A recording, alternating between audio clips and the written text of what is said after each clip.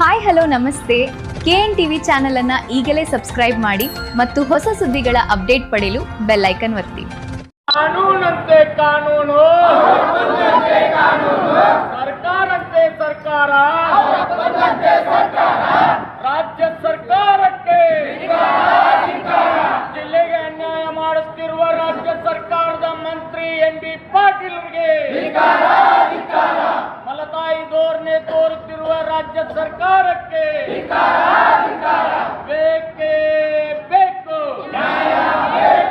ಬೇಕೇ ಅನ್ಯಾಯ ಮಾಡಿದಂತ ರಾಜ್ಯ ಸರ್ಕಾರಕ್ಕೆ ಬೇಕೇ ಬೇಕು, ಬೇಕೇ ಬೇಕು. ಸರ್ಕಾರದ ಕಾರ್ಯಕ್ರಮಗಳಲ್ಲಿ ಕರ್ನಾಟಕ ರಕ್ಷಣಾ ವೇದಿಕೆ ವಿರೋಧ ಮಾಡುತ್ತಾ ಕೈಗಾರಿಕೆ ಬರೋವರೆಗೂ ಸಚಿವರಿಗೆ ಆಯಿತು.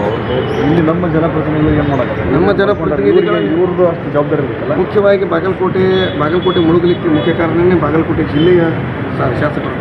ಯಾಕಂದರೆ ಇವ್ರ ಹತ್ರ ಇಚ್ಛಾಶಕ್ತಿ ಆಗಲೇ ಹೇಳಿದ್ರು, ನನಗೆ ಮಂತ್ರಿ ಪದವಿ ಕೊಡ್ರಿ ಅಂತಂದು 100 ಜನ ಸೇರಿಸುವಂಥ ಶಾಸಕರುಗಳಿದ್ದಾರೆ. ಮತ್ತು ನಮ್ಮ ಬಾಗಲಕೋಟೆ ನಗರಕ್ಕೆ ಒಂದು ಕೈಗಾರಿಕೆಯನ್ನು ತಂದು ಕೊಡ್ರಿ, ಒಂದು 500 ಅಥವಾ 1000 ಕೋಟಿ ರೂಪಾಯಿ ಒಂದು ಯೋಜನೆಯನ್ನು ತಂದು ಕೊಡ್ರಿ ಅಂತಂದರೆ ನಮ್ಮ ಜನ ಬದುಕ್ತಾರೆ, ಉದ್ಯೋಗ ಕಂಡುಕೊಳ್ತಾರೆ ಅಂತ ಒಬ್ಬ ಶಾಸಕರು ಕೂಡ ಪ್ರತಿಭಟನೆಯನ್ನು ಮಾಡಿದ್ದಾರೆ.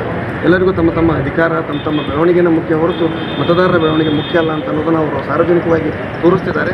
ಜನ ಕೂಡ ಅದಕ್ಕೆ ಶಾಸಕರ ಮನೆಗಳಿಗೆ ಮುಖ್ಯ ಆಗುವಂಥದ್ದು ಮಾಡಬೇಕು. ಈಗ ಇವತ್ತಿನಿಂದ ಈ ಕೈಗಾರಿಕೆ ವಿಷಯದಲ್ಲಿ ಕರ್ನಾಟಕ ರಕ್ಷಣಾ ವೇದಿಕೆ ಮೊದಲ ಆರಂಭ. ಇದರ ನಂತರ ಈ ಮಾಧ್ಯಮದ ಮುಖಾಂತರ, ಈ ಹೋರಾಟದ ಮುಖಾಂತರ ಎಲ್ಲ ಸ್ಥಳೀಯ ಶಾಸಕರಾಗಲಿ, ಇನ್ನು ಜಿಲ್ಲೆಯ ಬಹುತೇಕ ಅಕ್ಕಪಕ್ಕದ ಶಾಸಕರಾಗಲಿ ಅವರೆಲ್ಲರಿಗೂ ನಾವು ಎಚ್ಚರಿಕೆಯನ್ನು ಕೊಡೋದು ಏನು ಅಂತಂದರೆ, ಮುಳುಗಡೆ ಆದಂಥ ಬಾಗಲಕೋಟೆ ನಗರಕ್ಕೆ ಸಂತ್ರಸ್ತರಿಗೆ ನ್ಯಾಯ ಸಿಗುವವರೆಗೂ ಕರ್ನಾಟಕ ರಕ್ಷಣಾ ವೇದಿಕೆ ಸುಮ್ಮನೆ ಇರೋದಿಲ್ಲ. ನೀವು ಎಚ್ಚರಿಕೆಯಿಂದ ನಿಮ್ಮ ಸರ್ಕಾರಿ ಕೆಲಸಗಳನ್ನು ಮಾಡಬೇಕಾಗುತ್ತೆ. ಆ ರೀತಿ ಎಚ್ಚರಿಕೆಯನ್ನು ನಾವು ಕೊಡ್ತೀವಿ. ಅಂಥ ಹೋರಾಟಗಳನ್ನು ಕೂಡ ಮಾಡ್ತೀವಿ. ಶಾಸಕರ ಮನೆ ಮುತ್ತಿಗೆ ಮಾತ್ರ ಅಲ್ಲ, ನಾವು ಸಂಸದರ ಮನೆಯನ್ನು ಮುತ್ತಿಗೆ ಹಾಕ್ತೀವಿ. ಕೇಂದ್ರ ಸರ್ಕಾರದಿಂದ ಕೂಡ ಯಾವುದೇ ಯೋಜನೆಗಳು ಬಾಗಲಕೋಟೆಗೆ ಬಂದಿಲ್ಲ ಅಂತ ಅನ್ನೋದು ಎಲ್ಲರಿಗೂ ಗೊತ್ತಿರುವಂಥದ್ದು.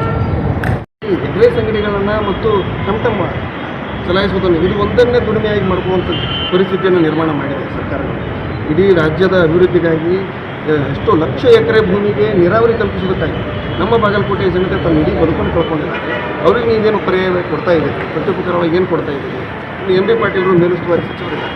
ಈ ಹಿಂದೆ 2013ರಿಂದ 2018 ಅವಧಿಯಲ್ಲಿ ಅವರು ಜಲಸಂಪನ್ಮೂಲ ಸಚಿವರಿದ್ದಾಗ ನಮ್ಮ ಕೃಷ್ಣಾ ಮೇಲ್ದಂಡೆ ಯೋಜನೆ ನೀರನ್ನೇ ಬಳಕೆ ಮಾಡಿಕೊಂಡು ತಮ್ಮ ಕ್ಷೇತ್ರವನ್ನು ಸಂಪೂರ್ಣ ನೀರಾವರಿ ಮಾಡಿ ಅದೇ ಬಾಗಲಕೋಟೆಗೆ ಕನಿಷ್ಠ ಒಂದು 5 TMC ನೀರನ್ನು ಅದು ಕೊಡುವಂಥ ಕೆಲಸವನ್ನು ಮಾಡಲಿಲ್ಲ. ಇನ್ನು ಈಗ ಬೃಹತ್ ಕೈಗಾರಿಕಾ ಸಚಿವರಾಗಿ ಮತ್ತೆ 4ನೇ ವರ್ಷ, ಅವರು 3 ವರ್ಷ ಮುಗಿತು, 4ನೇ ವರ್ಷ ಶುರುವಾಗಿದೆ. ಈಗಲೂ ಕೂಡ ಬಾಗಲಕೋಟೆ ಕೃಷ್ಣ ಮೇಲ್ದಂಡೆ ಯೋಜನೆಯಿಂದ ಮುಳುಗಡೆಯಾಗಿದೆ. ಇಲ್ಲಿ ಉದ್ಯಮಗಳು ಬರಬೇಕು, ಇಲ್ಲಿ ಜನರಿಗೆ ಉದ್ಯೋಗಗಳು ಸಿಗಬೇಕು. ಇಲ್ಲಿ ಕಲಿತಂಥ ಮಕ್ಕಳು, ಪ್ರತಿಭಾವಂತ ಮಕ್ಕಳು ಬೆಂಗಳೂರಿಗೆ, ಹೈದರಾಬಾದು, ಪೂನಾ ಈ ಥರ ಬೇರೆ ಬೇರೆ ಊರು ರಾಜ್ಯಗಳಿಗೆ ವಲಸೆ ಹೋಗೋದಂತೆ ಇಲ್ಲೇ ತಮ್ಮ ಬದುಕನ್ನು ಕಟ್ಟಿಕೊಳ್ಳುವಂಥ ವ್ಯವಸ್ಥೆಯನ್ನು ಮಾಡಬೇಕು ಅಂತ ಸಾಮಾನ್ಯ ಪ್ರಜ್ಞೆ ಸಚಿವರಿಗೂ ಇಲ್ಲ. ಇಲ್ಲಿನ ಸರ್ಕಾರಕ್ಕೆ ಮತ್ತು ಸಚಿವರಿಗೆ ನಾವು ಎಚ್ಚರಿಕೆ ಕೊಡ್ತೀವಿ. ನೀವು ವಿಜಯಪುರಕ್ಕೆ 500 ಕೋಟಿ ಅಲ್ಲ 5,000 ಕೋಟಿಯ ಕಾರ್ಯಕ್ರಮಗಳನ್ನ, ಯೋಜನೆಗಳನ್ನ ತೆಗೆದುಕೊಂಡು ಹೋದರೂ ನಮ್ಗೆ ಯಾವ ಅಭ್ಯಂತರ ಇಲ್ಲ. ಆದರೆ ಇಡೀ ಕರ್ನಾಟಕಕ್ಕೆ ಯಾವುದಾದ್ರೂ ಒಂದು ಜಿಲ್ಲೆ ತ್ಯಾಗ ಮಾಡಿದೆ, ತಮ್ಮ ಬದುಕನ್ನು ಕಳೆದುಕೊಂಡು ಜನ ಇನ್ನೊಂದು ಕಡೆ ಬದುಕೊಂಡು ಕಟ್ಕೊಳ್ಳೋ ಪ್ರಯತ್ನ ಮಾಡ್ತಿದ್ದಾರೆ ಅಂತಂದ್ರೆ ಅದು ಬಾಗಲಕೋಟೆಯವರು ಮಾತ್ರ. ಬಾಗಲಕೋಟೆ ಜನರ ತ್ಯಾಗಕ್ಕೆ ಸರ್ಕಾರ ಬೆಲೆ ಕೊಡಬೇಕು, ನಮಗೆ ಬೇಕಾದಂಥ ಕೈಗಾರಿಕೆಗಳನ್ನು ಕೊಡಬೇಕು. ಇದರ ಜೊತೆಗೆ ಈಗ KIDB ಅಡಿಯಲ್ಲಿರುವಂಥ ಅನೇಕ ನಿವೇಶನಗಳು, ಎಕರೆಗಟ್ಟಲೆ ನಿವೇಶನಗಳು ಏನಿದ್ದಾವೆ ಅದನ್ನೆಲ್ಲ ಶ್ರೀಮಂತರು ತೆಗೆದುಕೊಂಡು ಯಾವುದೇ ಕೈಗಾರಿಕೆಗಳನ್ನು ಸ್ಥಾಪಿಸಿದೆ, ಆರಂಭಿಸಿದೆ, ಅಲ್ಲಿ ಉದ್ಯೋಗವನ್ನು ಸೃಷ್ಟಿ ಮಾಡದೆ ತಮ್ಮ ಮಾಲ್ಕಿ ಜಮೀನುಗಳನ್ನಾಗಿ, ಕುಟುಂಬದ ಪಿತರಾಜಿತ ಆಸ್ತಿಗಳನ್ನಾಗಿ ಮಾಡ್ಕೊತಿದ್ದಾರೆ. ಅದನ್ನು ತಡೆಗಟ್ಟಲಿಕ್ಕೆ ಸಚಿವರು ತನಿಖೆಗೆ ಆದೇಶ ಮಾಡಬೇಕು. ಕನಿಷ್ಠ 100ರಿಂದ 120 ಎಕರೆ ಭೂಮಿ ಅಲ್ಲೇ ದೊರಕುತ್ತೆ. ಅದರಿಂದ ನೀವು ಪರಿಸರ ಸ್ನೇಹಿ ಕೈಗಾರಿಕೆಗಳನ್ನು ಸ್ಥಾಪಿಸಬೇಕು. ನವನಗರದಲ್ಲಿ ಇರುವಂಥ ಸಂತ್ರಸ್ತರಿಗೆ ಮತ್ತು ಭೂಮಿಯನ್ನು ಕಳೆದುಕೊಟ್ಟಂಥ ರೈತರಿಗೆ ಅದರಲ್ಲಿ ಮೀಸಲಾತಿ ಕೊಟ್ಟು ಅವರಿಗೆ ಉದ್ಯೋಗವನ್ನು ಕೊಡುವಂಥ ಕೆಲಸವನ್ನು ಮಾಡಬೇಕು. ಇಲ್ಲದೇ ಇದ್ದರೆ ಮುಂದಿನ ದಿನಗಳಲ್ಲಿ ಯಾವುದೇ ಸಚಿವರಾಗಿ NB ಪಾಟೀಲರು ಕೈಗಾರಿಕಾ ಸಚಿವರೇ. KN TV ನೋಡಲು ಸಬ್ಸ್ಕ್ರೈಬ್ ಬಟನ್ ಪ್ರೆಸ್ ಮಾಡಿ.